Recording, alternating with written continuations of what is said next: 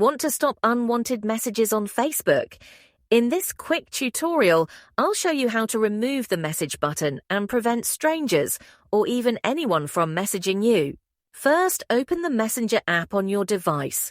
Tap the three horizontal lines in the bottom right corner, then select the settings icon to access your settings. Next, scroll down and tap on Privacy and Safety, then select who can reach you.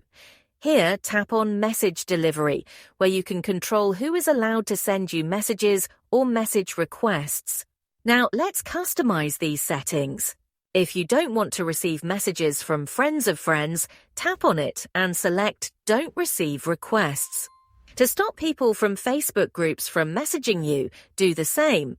For others on Messenger or Facebook, set it to Don't Receive Requests as well. If you want to completely remove the message button from your profile, make sure every option is set to Don't Receive Requests. This will block all new messages from people who aren't already in your chats.